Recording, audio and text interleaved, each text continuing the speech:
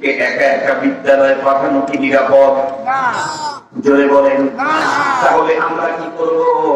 ওরা তখন আমাদেরকে বুদ্ধি শিখিয়ে দিল, অসুবিধা কি? ওর আম্মুকে সহ পাঠায়া দাও, ওর আব্বুকে পাঠায়া দাও। কথা বলে না কেন? কারণ ওরা তো আমাদের মঙ্গল চায় না, ওরা হল শয়তানের আপন খালাতো ভাই।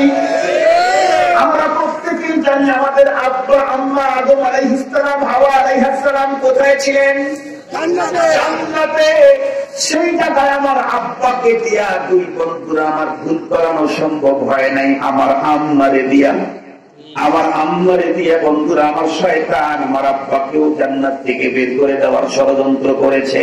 ওরা হলো শয়তানের আপন খালাতো ভাই। এ কারণে ওরা বলে না ওর আব্বাকে পাঠাও, ওরা বলে ওর আম্মারে পাঠাও। কারণ আম্মারে দিয়া বন্ধুরা আমার ফ্যামিলি নষ্ট করা যত সহজ, আব্বারে দিয়া অত সহজ না। মুসলমান খুব ভালো করে বুঝবেন। তার মানে হলো ওদের টার্গেট শুধু মুসলমানের প্রোডাক্ট নষ্ট করা না, ওদের টার্গেট মুসলমানের প্রোডাক্ট নষ্ট হবে মুসলমানদের ফ্যাক্টরিটাকে নষ্ট করে দেওয়া ওদের টার্গেট। যদি বলেন কেমনে, তাহলে আমি বলতে চাই আপনারা বলুন আমাদের দেশে ওদের বন্ধুরা আমার পাকানো ষড়যন্ত্রের কিভাবে শিকার হয়েছি আমরা। এখন বলেন তো দেখি আমাদের দেশে আপনাদের অঞ্চলে শুধুমাত্র বেপর্দা মেয়েরাই তাদের বাচ্চাকে নিয়ে স্কুলে সময় কাটায় না, পর্দাওয়ালারাও যায়? আর একটু জোরে বলেন। ও মুসলমান, আমাদের দেশের সরকারের আইন তাদের চাহিদা অনুপাতেও একজন মানুষ দুইটা সন্তান তো নিতেই পারে না, কি বলেন? দুইটা সন্তান যদি একজন ফ্যামিলি যদি নেয়, তাহলে একজন সন্তানকে 3 বছর বয়সে যদি বন্ধুরা আমার স্কুলে পাঠানো হয়, তাহলে বন্ধুরা আমার 3 বছরের বয়সের বাচ্চা একা একা যাওয়া নিরাপদ না, অ্যাক্সিডেন্ট করবে, জীবন নষ্ট হবে, হারিয়ে যাবে, আক্রান্ত হয়ে যাবে। এই জন্য তার মাকে যাওয়া দরকার। মা সন্তানটাকে সঙ্গে করে নিয়ে গেল, পেলে পড়ালো, নার্সারি পড়ালো, কেজি 1, 2, 3 পড়ালো, এরপরে প্রাইমারিতে নিয়ে 1 বছর পর্যন্ত একটু পরিচয় করায় দিল। টোটাল পার হয়ে গেল 6 বছর। দুইটা সন্তানের পিছনে মা যদি এদেরকে স্কুল পর্যন্ত, বিদ্যালয় পর্যন্ত নেওয়া আনা করে, যদি নিরাপত্তার পরিবেশ পর্যন্ত পৌঁছাইতে চায়, তাহলে মিনিমাম বন্ধুরা আমার 12 বছর সময় লেগে যাবে। সত্য কথা বলেন, যে জমিনে বসে আছেন, এই জমিনের মালিক যিনি, যে আসমানের নিচে আছি সে আসমানের মালিকও তিনি, যার ফিরি অক্সিজেন সরবরাহের কারণে আমি বক্তব্য দিতে পারতেছি, আপনারা শুনতে পারতেছেন। উনি যদি এখনই অক্সিজেনের সুইচটা বন্ধ করে দেন, তাহলে 15 সালে হবে মিনা ট্রাজেডির মতো বন্ধুরা আমার দুর্ঘটনা ঘটে যাবে। ও মুসলমান, এই অক্সিজেনের সুইচ যে অপকারীদের হাতে, হাজির নাজির তাকে হাজির নাজির জেনে সত্য কথা বলবেন। যেই মা 2 সন্তানের পিছনে কন্টিনিউ প্রতিদিন সকাল 8টা থেকে 2টা পর্যন্ত ঘরের বাইরে সময় কাটাইল, 12 বছর পরে যখন মায়ের 2 সন্তান নিরাপদে একাই বিদ্যালয়ে যাওয়া আসার যোগ্যতা অর্জন করলো, এখন আর সন্তানের পারপাসে মাকে বাইরে যাওয়া দরকার নাই। কিন্তু দীর্ঘ 12 বছর পর্যন্ত প্রতিদিন বাইরে সময় কাটাবার কারণে এখন ওই মাকে কোন টিকা দিয়েও কি ঘরে বসানো সম্ভব হবে? মুসলমান যার বাস্তবতা দেখার জন্য আব্দুল বাসেদ খানের ওয়াজ শোনা দরকার নাই। আগামীকালকে সকালে বাজারের ভিতরে ঢুকলেই বুঝবেন পুরুষ বেশি না নারী বেশি। বাসের ভিতরে ঢুকলে পুরুষ বেশি না নারী বেশি। হাসপাতালে গেলে তো কথাই নাই, হাসপাতালে গেলে তো কোনো কথাই নাই। একজন রোগী যদি হয়, ওর সঙ্গে একজন যদি পুরুষ যায়, কমপক্ষে 1/2 ডজন মহিলা যায় না? যায় না? হাসপাতাল তো অধিক। কয়েক বছর আগে আমার প্রোগ্রাম ছিল বাংলাদেশের প্রথম প্রধানমন্ত্রী বঙ্গতাজ তাজউদ্দিন আহমদ, গাজীপুরের কাপাসি, তার নিজস্ব এরিয়াতে সোহেল তাজের আব্বা। ওখানে যাওয়ার পরে বয়ান করার আমি যখন বয়ানে গেছি, ওইখানকার অতিথি ছিলেন একজন চেয়ারম্যান, স্ট্যান্ডিং চেয়ারম্যান। উনি আমার সাথে কথা বলতে গিয়ে আফসোস করে বললেন, হুজুর কি করবো, কোথায় যাব, কি করবো, কোথায় যাব। এই তো কয়েকদিন আগে ঈদ মার্কেট করার জন্য আমি কাপড়ের দোকানে মার্কেটে ঢুকছি, এর পরিমাণ মহিলা, আমি অতিষ্ঠ মনে মনে ডাকতেছি, অতিষ্ঠ হচ্ছি। এর মধ্যে এক মহিলা আমাকে বলে ফেললো, আপনারা কেন ওই কাপড়ের দোকানে?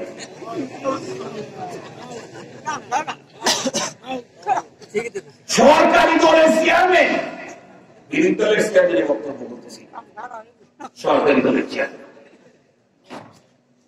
চেয়ারম্যান পর্যন্ত অতিষ্ঠ। হুজুর যাবো কোথায়, করবো না। আমি আবার মুস্কি হেসে একটু রসিকতা করলাম, বললাম তুমি অসুবিধাটা কি, ওরা বাইরে থাকবে, আমরা ঘরের কাজ করবো, ওদেরকে বাইরে থেকে আমরা ঘরে কাজ করবো। দুজন বাইরে গেলে তো ঘরে ঢুকবে, বিড়াল ঢুকবে, শিকাল ঢুকবে, কি বলেন, বাইরে যাবে, আমরা ঘরে বসে বসে থাকতে চাই। উনি হেসে দিলেন, হাসুক আর যাই করুক, সত্য কথা কিন্তু একটাই, বর্তমান মুসলিম নারীদের যে কন্ডিশন, তাতে আব্দুল বাসেদ খান আর মামুনুল হক ওয়াজ করে এদেরকে ঘরে ঢুকানোর সুযোগ নাই। ঘরে ঢুকাইতে চাইলে ইমাম মাহদী লাগবে, ঈসা আলাইহিস সালাম লাগবে।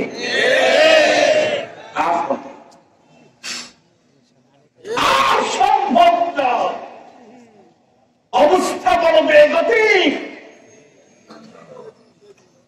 মুসলমান ভাইরা আমার কথাগুলো ভালো করে বুঝবেন, তাহলে শুধুমাত্র কেবলমাত্র মুসলমানদের বন্ধুরা আমার ফ্যাক্টরিকেই নষ্ট করলো তাই না, মুসলমানের প্রোডাক্টটাকেও নষ্ট করলো, এটাই তো ওদের মূল টার্গেট। যদি বলেন কেমনে, আপনাদেরকে সুন্দর করে বোঝাবার জন্য আমি আমাকে দিয়ে মিশাল দিই, যাতে কারো মন খারাপ না হয়। আলহামদুলিল্লাহ, আল্লাহ পাক আমাকে আলেমের কাজ সিরিয়ালে রাখবেন। আমরা 8 ভাই বন্ধুরা, আমার 8 ভাই আলেম, সবগুলা কওমি মাদ্রাসার আলেম। আমার আব্বাও ছিলেন আলেম, আল্লাহ পাক তার কবরটাকে রহমত দিয়ে ভরে দিন, বলেন আমিন। আমার মামাতো ভাইয়েরা আলেম, ফুফাতো ভাইয়েরা আলেম, খালাতো ভাইয়েরা আলেম, চাচাতো ভাইয়েরা আলেম। আলহামদুলিল্লাহ, আমার ছেলে, আমার ভাতিজা, আমার ভাস্তি জামাই, ভাগ্নি জামাই, বোনের জামাই, সবগুলা হলো বন্ধুরা আমার আলেম। তাও বন্ধুরা আমার সরকারি মাদ্রাসার আলেম না, দরকারি মাদ্রাসার আলেম। মুসলমান ভাইয়ারে আমার, আমি কিন্তু জীবনেও কোনোদিন এক অক্ষর পড়ার জন্য কোন স্কুলের বারান্দায় যাই নাই। জীবনে কোনোদিন সরকারি মাদ্রাসাতেও একটা অক্ষরের জ্ঞানও নেই নাই। আমি শুধুমাত্র কেবলমাত্র কওমি মাদ্রাসায় পড়ালেখা করেছি। আমরা যখন কওমি মাদ্রাসায় পড়তাম তখন তো বাংলা, অঙ্ক, ইংরেজি অনেকটাই নিষিদ্ধের মতো ছিল। মুসলমান খুব ভালো করে বুঝবেন, আমি আলহামদুলিল্লাহ কওমি প্রোডাক্ট, আলহামদুলিল্লাহ তুম্মা আলহামদুলিল্লাহ। আল্লাহ পাক আমাকে সাহেব কিসমত দান করেছেন। আল্লাহ দ্বীন শিখার জন্য প্রকৃত নির্ভেজাল বিশুদ্ধ প্রতিষ্ঠানে আল্লাহ আমাকে সময় কাটাবার ব্যয় করে দিয়েছেন, আলহামদুলিল্লাহ। কারণ মুসলমান ভাইরারে আমার মনে রাখবেন, দুনিয়ার সব জ্ঞান ও বিজ্ঞান একাডেমিক পদ্ধতিতে অর্জন করা গেলেও কোরআনে পাকের জ্ঞান ও বিজ্ঞান শুধুমাত্র কেবলমাত্র একাডেমিক পদ্ধতিতে অর্জন হয় না। এই জন্য পরম্পরা বলছেন, ইলম সিনা বাসিনা নাদার সাফিনা, ইলম সিনা বাসিনা নাদার সাফিনা। হযরতে জিবরাইল আমিন আল্লাহর পয়গম্বরের কাছে যখন কোরআন নাযিল করতে চাইলেন আল্লাহর হুকুমে, সকলেরই জানা আছে জিবরাইল আমিন পয়গম্বরকে ডেকে বললেন, ইকরা। পয়গম্বর বললেন, মা আনা বিকারিন। তখন জিবরাইল আমিন পয়গম্বরের সিনার সাথে লাগাইছেন না লাগায় নাই? মুসলমান ভাইরা আমার, কোরআনে পাকের ইলম হলো সিনা বাসিনা নাদার সাফিনা। এই কারণেই বন্ধুরা আমার, কোরআনের কোন প্রতিষ্ঠান যদি অনাবাসিক হয়, সেই প্রতিষ্ঠান থেকে প্রকৃত অর্থে বন্ধুরা আমার কোরআনের কোন আলেম বের হয় না। ওরা ভুল ব্যাখ্যা দেবে, ওরা ফতোয়া ভুল দেবে। কেন? যেই পদ্ধতিতে এই দিন শিখা, সেই পদ্ধতির বাইরে গেলে তো ঝামেলা একটু। কথা বলেন না কেন? কথা বলেন না কেন? আমাদের বড়রা বলেছেন, তামান্না দর্দ দিল কি হো তুকার খিদমত ফকিরু কি, नहीं मिलता ये जौहर बादशाहों की खजीनों में, न कुछ मुनकर का पोशों की अकीदत हो तू देखे उनको, ये दे बैठा लिए बैठे हैं अपने आस्तीनों में, ये दे बैठा लिए बैठे हैं अपने आस्तीनों में। मुसलमान भाईरा रे আমার খুব ভালো করে বুঝবেন কথাগুলি। যে কথা আপনাদের খেদমতে বলতেছিলাম, আমি বললাম মানুষ, এবার বাবাও বললাম আর ফ্যামিলি বললাম, আমার মনের ভিতরে আবেগ তৈরি হলো, আমি আমার একটা ছেলেকে জাগতিক শিক্ষায় অনেক বড় বিদ্বান বানাবো। তাদের ফর্মুলা অনুযায়ী 3 বছর বয়সে যদি ছেলেটাকে প্রি ক্যাডেট বন্ধুরা আমার অথবা কেজিতে ভর্তি করায় দিলাম, ও প্রথমে প্লে, তারপরে নার্সারি, তারপরে কেজি 1, তারপরে কেজি 2, তারপরে কেজি 3, তারপরে প্রাইমারি, তারপরে হাই স্কুল, তারপরে কলেজ, তারপরে ইউনিভার্সিটি। এরপরে উন্নত কোন ডিগ্রি অর্জন করার জন্য ওরে পাঠাইয়া দিলাম আমেরিকায়, London, German, Japan, Scotland, Ireland, Finland, New Zealand সহ বিশ্বের আরো কোন ল্যান্ডে পাঠাইয়া দিলাম। ছেলেটি আমার প্লে নার্সারি থেকে শুরু করে লন্ডন পর্যন্ত শিক্ষানবিষ্কাল পার করলো বন্ধুরা আমার, প্রায় 30 থেকে 40টা বছর। আপনারা বুঝে থাকবে বলুন, সত্য কথা রিপোর্ট করুন। বর্তমান যেই পদ্ধতিতে স্কুলগুলোতে পড়ার সিস্টেম আছে, যেই সিলেবাস গুলো আছে, আমার মোল্লা বাড়ির ছেলেটা 40 বছর পর্যন্ত দেশে এবং বিদেশে শিক্ষানবিষ্কাল পার করলো। এই 40 বছর বয়সে কোনদিন ইমানে মুজমান শেখার সুযোগ পেল কি? একাডেমিক পদ্ধতিতে ইমানে মুজমান শেখার সুযোগ পায় নাই, ইমানে মুফাসসাল শেখার সুযোগ পায় নাই, দুয়ার কুনুত শেখার সুযোগ পায় নাই, আল্লাহ পাকের 99 নামের সঙ্গে পরিচয় হওয়ার কোন সুযোগ পায় নাই। মোল্লা বাড়ির যে ছেলেটা প্লে নার্সারি থেকে শুরু করে লন্ডন পর্যন্ত 40 বছর শিক্ষানবিষ্কাল পার করলো, কিন্তু আল্লাহর নামের সঙ্গে পরিচয় হলো না। এই ছেলেটা যখন আমেরিকা থেকে, লন্ডন থেকে যখন বাংলাদেশে ঢুকবে, মোল্লা বাড়ির এই ছেলেটাই পাক্কা নাস্তিক হওয়ার সম্ভাবনা। কেন? এখানেও বাবা মার অপরাধ, এখানেও বাবা মার অপরাধ। বাবা মা ওকে জগতে বিদ্যা শিক্ষা দেওয়ার জন্য শুধু লন্ডনে পাঠিয়েছে, কিন্তু ঘরের দরে নাতে ঢোকায় মর্নিং বক্তব্যে কোরআন পড়ার সিস্টেম ছিল, ইসলামী টিকা দেওয়ার পদ্ধতি ছিল, সেখানে যেতে। কথা বলেন না কেন? সেখানে যেতে। এজন্য প্রতিটি মুসলমানকে আমি পায়ে হাত দিয়ে বলি, ভাই, বর্তমান শিক্ষার যে ব্যবস্থা আছে, এই শিক্ষা ব্যবস্থা আমার মুসলমান সন্তানকে মুসলমান থাকতে দেবে না। এই জন্য এই শিক্ষা ব্যবস্থার অধীনে শিক্ষা গ্রহণ করতে চাইলেও প্রাইভেটলি ফ্যামিলিগত ভাবে এক্সট্রা ভাবে আমাকে আমার সন্তানের ইমানি টিকা নিশ্চিত করতেই হবে। মনে থাকবে তো ইনশাআল্লাহ? আর এই ব্যক্তিয়া হোক, ব্যক্তিগত ভাবে হোক, যেমনই হোক, আমার সন্তানকে ইমানি টিকা নিশ্চিত করতেই হবে। যদি ইমানি টিকা নিশ্চিত না করেন, কি ঘটবে তা জানেন? কি ঘটবে তা জানেন? সন্তান শুধু নাস্তিক হবে, পরপারে আল্লাহর আদালতে আসামির কাঠগড়ায় দাঁড় হতে হবে না। এটা তো হবেই হবে, দুনিয়াতে বাবার মাকে তাজা শাস্তি ভোগ করতে হবে। যদি বলেন কেমনে, তাহলে আমি 2টা কারগুজারি শুনাই, 2টা ঘটনা শুনাই। আমার প্রোগ্রাম বাংলাদেশের সবচেয়ে বেশি হলো চট্টগ্রামে। আমি ওখানে বেশি চাই, ভালোবাসা ওখানে চাই। তারা আমাকে মহব্বত করে, আমি তাদেরকে মহব্বত করি। কারণ উত্তরবঙ্গে আমাদের এই দিকে আসতে, সিরাজগঞ্জের ওই দিকে গেলেই 2টা আবেদন করে যে কোনো মাত্রে গেলে। নাম্বার 1, ওদের একটু বেশি করে সুদ দিয়ে, নাম্বার 2, শুধু 2 ঘন্টা 2.5 ঘন্টা বসতে, এই দুইটাই আমাদের কষ্ট। বেশি করে সুদ দেওয়া আমার জন্য কষ্ট, 2 ঘন্টা বসতে করা আমার জন্য কষ্ট। চট্টগ্রাম, কক্সবাজার, টেকনাফ, এরপরে সিলেটে গেলে সেখানকার লোকেরা বলে, হুজুর আপনি আসছেন, আমাদের মাহফিলে হাজির হয়েছে, আলহামদুলিল্লাহ। 10 মিনিট বস করলে আমাদের কোনো আপিল নেই, 20 মিনিট বস করলে কোনো আপিল নেই। আপনি আপনার চাহিদা মোতাবেক মেজাজ বুঝার কথাটা শুনলেই মনে হয় যে ওদের জন্য 5 ঘন্টা বাজে দিয়ে, আর অন্য এলাকার মানুষের কথা শুনলেই মনে হয় আস্তে আস্তে আস্তাগফিরুল্লাহ জীবনে আসবে।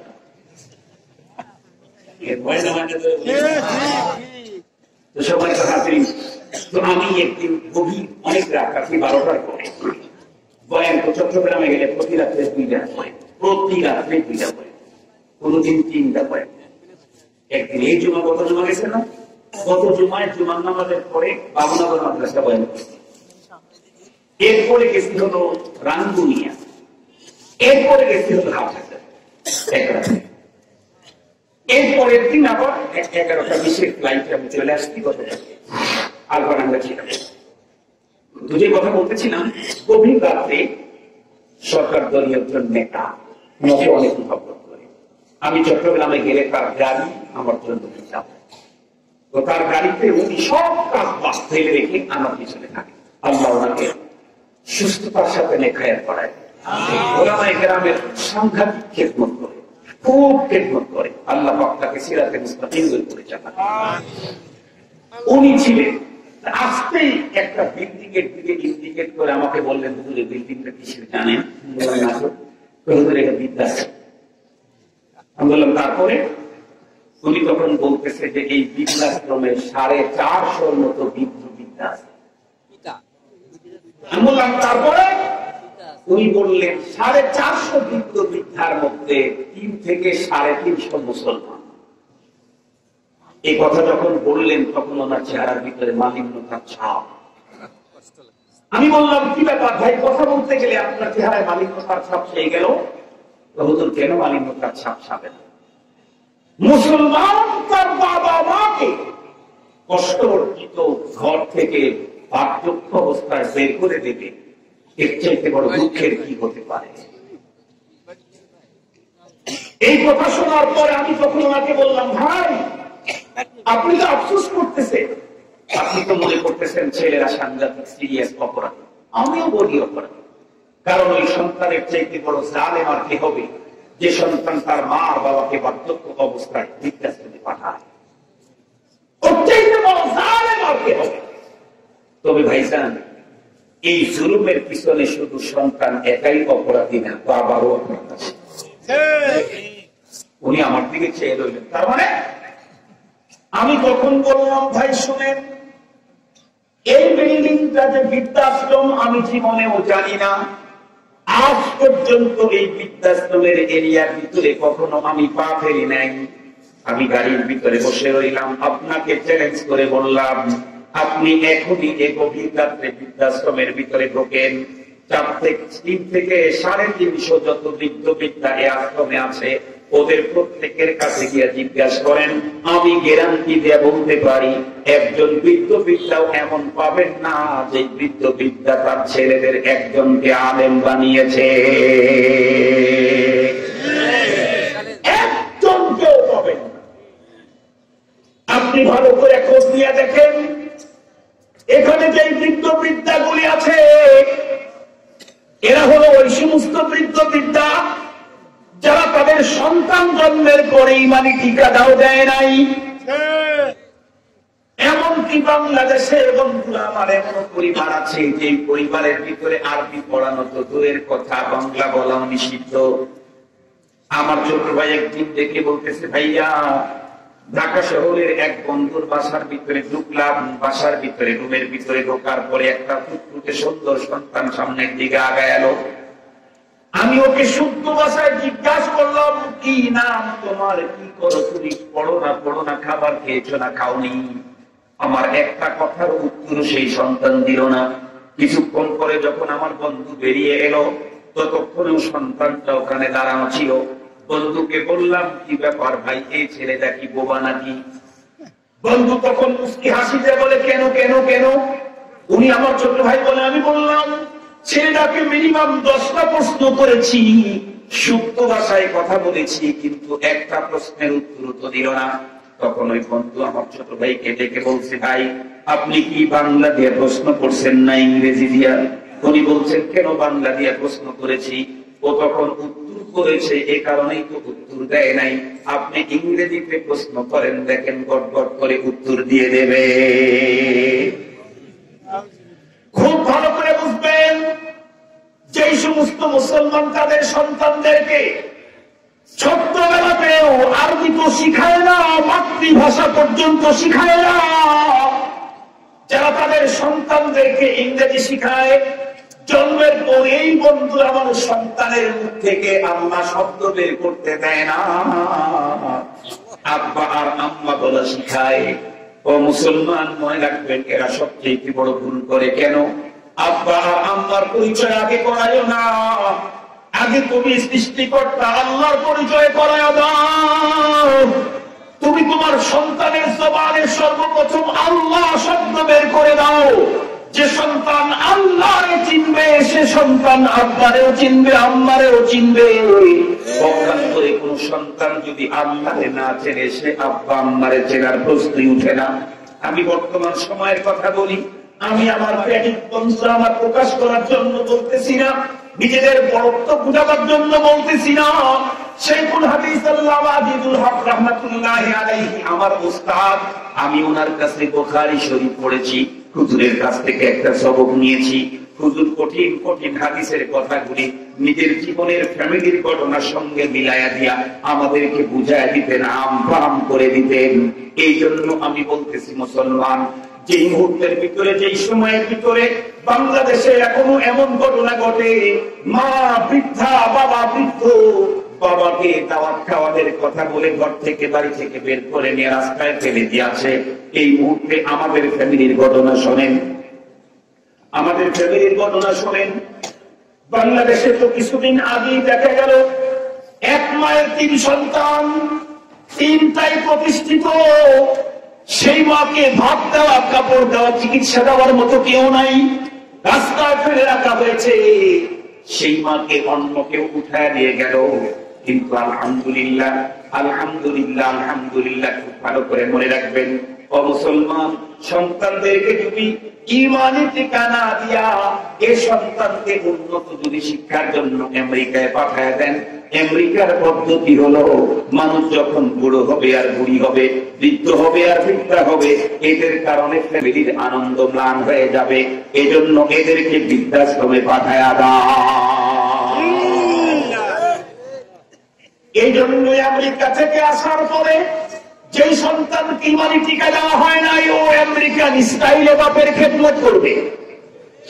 এই তো কিছুদিন আগে পেপারের ভিতরে দেখলো, এক বড় লোক তার বাবাকে বৃদ্ধাশ্রমে পাঠিয়ে দিয়েছে। বাবা শুধুই কান্দে আর কান্দে আর ডেকে বলে, বৃদ্ধাশ্রমের ম্যানেজারকে আমার ছেলের কাছে একটু ফোন দিয়ে বলো, আমি একটু ওর চেহারাটা দেখতে চাই।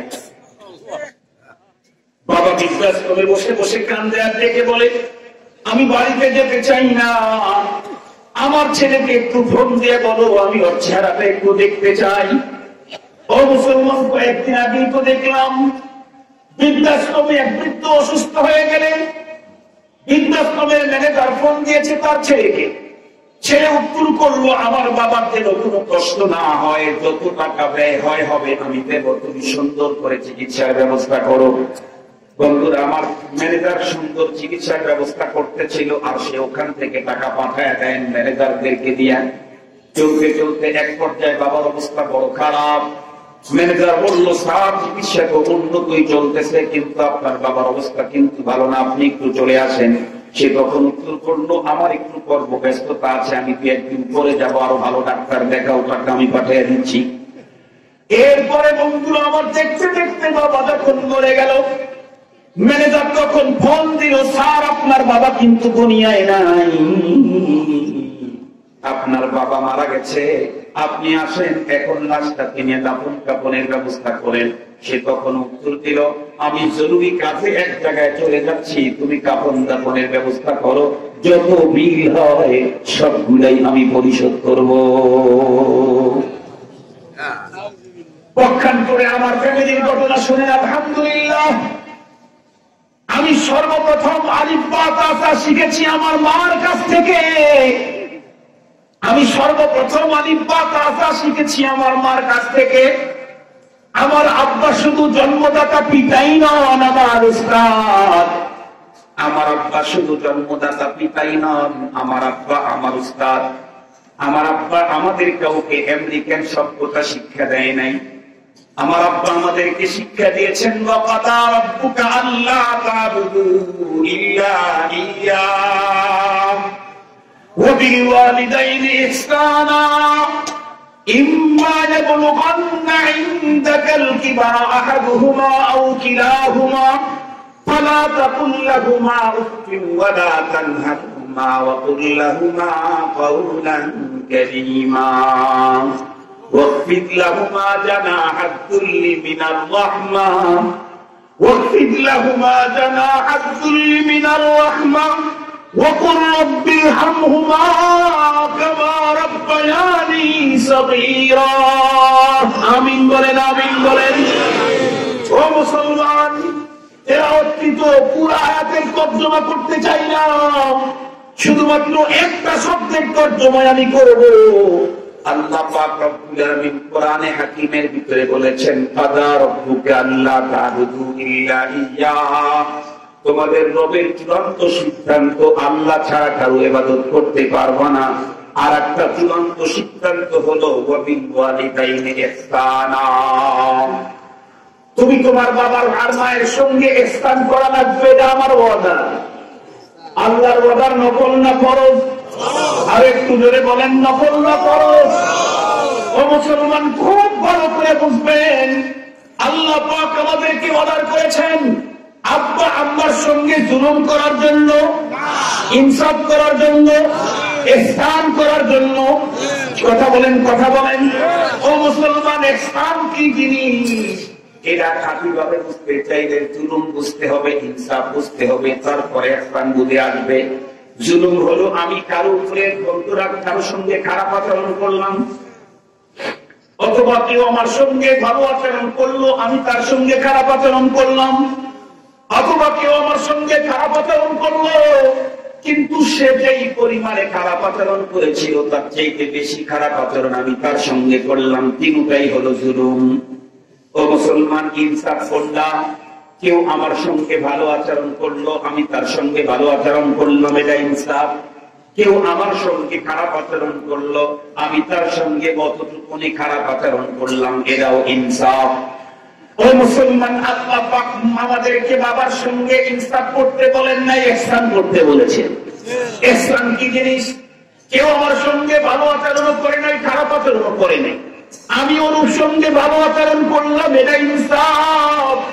অথবা কেউ আমার সঙ্গে খারাপ আচরণ করলো, আমি তার সঙ্গে ভালো আচরণ করলাম, এটা ইনসাফ। অথবা কেউ আমার উপরে ভালো আচরণ করলো কিন্তু সে যতটুকু ভালো আচরণ করেছিল তার চাইতে বেশি ভালো আচরণ তার সঙ্গে করলাম, এটাও হলো ইহসান। খুব ভালো করে বুঝবেন, আমি প্রথমেই কারোর সঙ্গে ভালো আচরণ করলাম, ইহসান। কেউ আমার সঙ্গে খারাপ আচরণ করেছিল তার সঙ্গেও ভালো আচরণ করলাম, তাহলে ইহসান। কেউ আমার সঙ্গে ভালো আচরণ করেছিল, আমি তার চাইতে বেশি ভালো আচরণ করলাম, ইহসান। আল্লাহ বললেন, এ বান্দা, তুমি তোমার বাবা মার সঙ্গে ইনসাফ করলে হবে না, ইহসান করা লাগবে। তার মানে তোমার বাবা মা যদি তোমার সঙ্গে খারাপ আচরণ করে, তুমি খারাপ আচরণ করতে পারবা না, তোমাকে ভালো আচরণ করা লাগবে। তোমার বাবা তোমার সঙ্গে যেমন ভালো আচরণ করছে, তুমি যদি অতটুকু ভালো আচরণ করো তাও হক আদায় হবে না, বাবার চাইতে বেশি ভালো আচরণ করতে হবে। ভালো করে বুঝবেন, এই তো কিছুদিন আগে আমার আম্মা মুহতারামা আমার বোনের বাসায় ছিলেন, অসুস্থ হয়ে পড়লেন। আমার ছোট ভাইয়ের ছোট 3 নাম্বারের বন্ধুরা, আমার ছোট ভাইটা আমাকে ফোন করে বলে, ভাইয়া আম্মা অসুস্থ, বললাম তুমি এখন কোথায়? সে বলে আমি বগুড়াতে আছি। আমি বললাম ভালো ডাক্তার দেখাও, বলে ডাক্তার নেই। আমি বললাম দ্রুত সিরাজগঞ্জ শহরে আমার বাসায় নিয়ে আসো। আম্মাকে যখন নিয়ে আসা হলো, আমি তখন ডাইরেক্ট আগে হাসপাতালে সব ব্যবস্থা করে ফেললাম যাতে মা ঢুকতে দেরি, চিকিৎসা দিতে দেরি না হয়। এরপরে মাকে যখন চিকিৎসা দেওয়া হলো, ডাক্তার তার অনেক টেস্ট করার পরে আমাকে বললেন, হুজুর খালাম্মার ফিজিক্যালি কোনো প্রবলেম নাই, খালাম্মা খাইতে পারতেছে না, এটাই বড় সমস্যা। একটু কয়েকদিন আমাদের এখানে রাখেন, নার্সিং সেবা দিতে থাকেন, ঠিক হয়ে যাবে। আলহামদুলিল্লাহ আমি রেখে দিলাম। 7 দিন পর্যন্ত আমি আর আমার ইমিডিয়েট ছোট ভাই দুইজনে মিলাম মার কাছে সেবা দেওয়া শুরু করলাম হাসপাতালে। 7 দিন পরে ডাক্তার আমাকে দেখে বলতেছে, হুজুর আম্মা ধীরে ধীরে ঠিক হয়ে যাবে, বাসায় হাসপাতালে রাখা দরকার নাই, বাসায় নিয়ে যাচ্ছে। তখন গরমের মৌসুম, শহরের ভিতরে আমার নিজস্ব কোনো বাসা নাই, ভাড়া বাসায় থাকি। একটা মাত্র রুমের ভিতরে বন্ধুরা আমার এসি লাগানো আছে এবং বেডরুমের পাশাপাশি বন্ধুরা আমার কমোড লাগানো আছে। আমি ওই রুমের ভিতরে আমি আমার ফ্যামিলি নিয়ে থাকি। আমি বন্ধুরা আমার হাসপাতালে থাকতেই ওইকে ফোন দিয়ে বললাম, বেগম খুব দ্রুত গতিতে আমাদের টাকার রুমটা সুন্দর করে পরিষ্কার করো, ওর ভিতরে স্প্রে করে রাখো, তুমি তোমার সন্তানদেরকে নিয়ে অন্য রুমে চলে যাও, আমি আমার মাকে নিয়ে আসতেছি। এই রুমের ভিতরে আমার মা ছাড়া অন্য কারো থাকার অধিকার না। কারণ আমি তো আমেরিকান সভ্যতা শিখি নাই, আমি তো কোরআন ইসলাম শিখেছি। এটা আমার আব্বা মানে শিখেছে, এটা আমার মা মানে পড়াইছে। বেগম সাহেবা বন্ধুরা আমার আগের থেকেই ঘর রেডি করলেন। মাকে আমি নিজে একাই কোলে করে উঠাইলাম, চিন্তা নাই, আমি একা মাকে কোলে করে উঠালাম। এরপরে আমি ওই সুন্দর রুমের ভিতরে স্প্রে করা রুমের ভিতরে মারে নিয়ে বসাইলাম। মা কখনো হুঁশ আসে, কখনো আবার স্বাভাবিক বন্ধুরা আমার থাকে না, একটু অস্বাভাবিক হয়ে যায়। রাত্রে যখন থাকার পালা, আমি স্ত্রীকে বললাম, বেগম তুমি পাশে তুমি বাচ্চা কাচ্চা নিয়ে ঘুমাও, আমি কিন্তু মার কাছে শুভ। আমার বেগম বলতেছে, কেন আপনার শোয়া দরকার নাই, সারাদিন বড় কষ্ট করছেন, রাত্রের বেলা একটু আরাম করা দরকার। আমার মেয়ে আছে ছোটটা, আলহামদুলিল্লাহ এত বড়, এরপরে কাজের মেয়ে আছে আরো একটু বড়। আমার আহলিয়া আমাকে দেখে বলতেছেন, আমার ওই আমাদের মেয়ে এবং কাজের মেয়েটা থাকলেই যথেষ্ট। আমি যখন আমার স্ত্রীকে বুঝাইলাম, স্ত্রী রে, আমি যদি আল্লাহর দ্বীনের কাজে বাইরে কোথাও যেতাম, সেই ক্ষেত্রে মায়ের ঘরের ভিতরে মেয়ে অথবা তুমি অথবা কোনো ভাই বোন থাকলে তাহলে কোনো অসুবিধা ছিল না, কিন্তু আমি ওই বাসার মধ্যেই থাকবো। মা আমার অসুস্থ অবস্থায় এক রুমে থাকবে, আমি আর এক রুমে থাকবো, কাদাই হবে না। আল্লাহ পাক আমাকে কি বলেছেন ভালো করে বুঝবেন।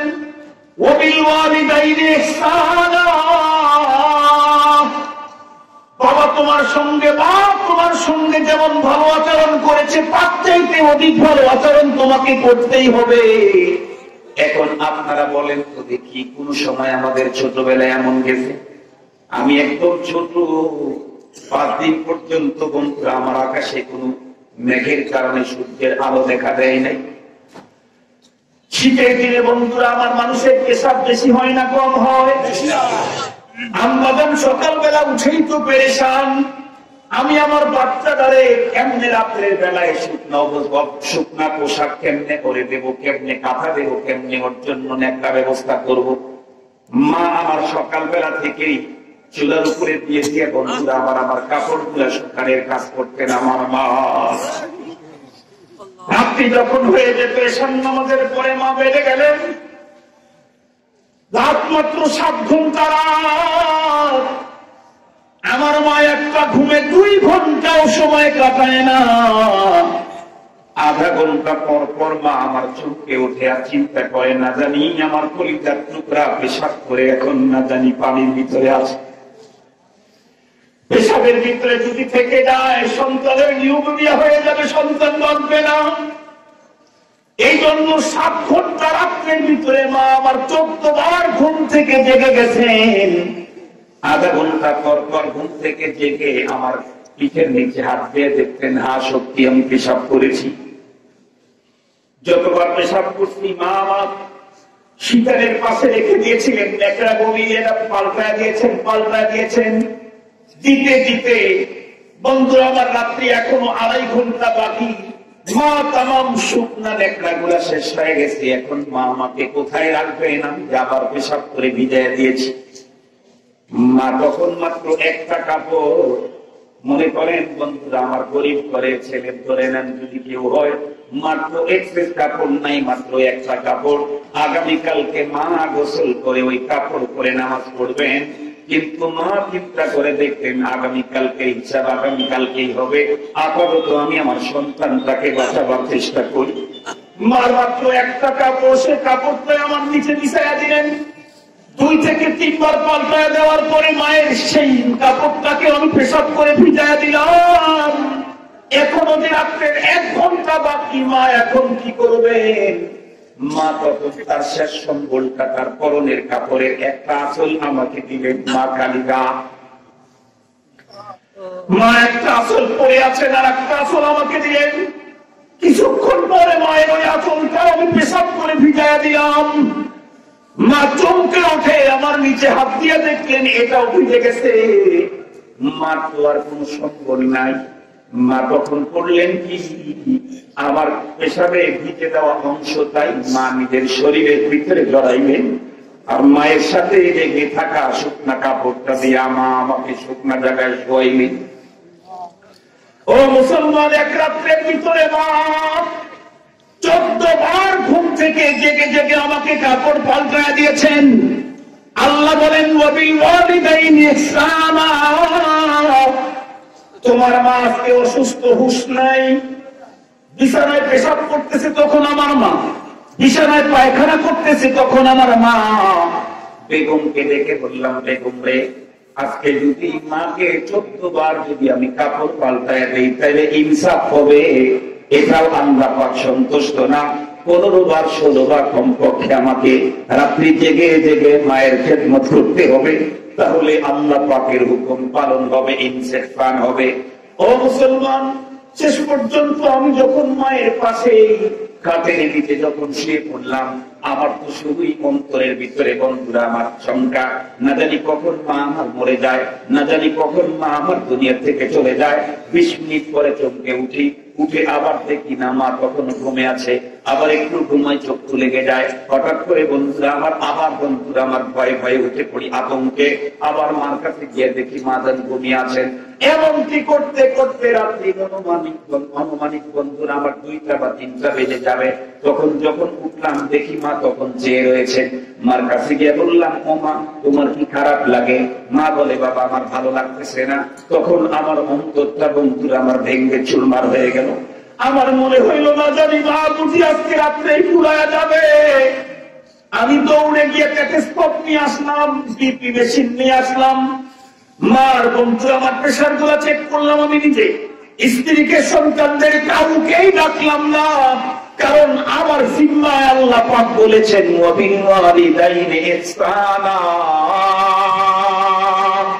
ইম্মা ইয়াবলুগান্না ইনদাকাল কিবারা আহাদুহুমা আও কিলাহুমা ফালা তাকুল লাহুমা উফফিন ওয়া লা তানহারহুমা ওয়া কুল লাহুমা কাওলান কারীমা واخفض لهما جناح الذل من الرحمة وقل رب ارحمهما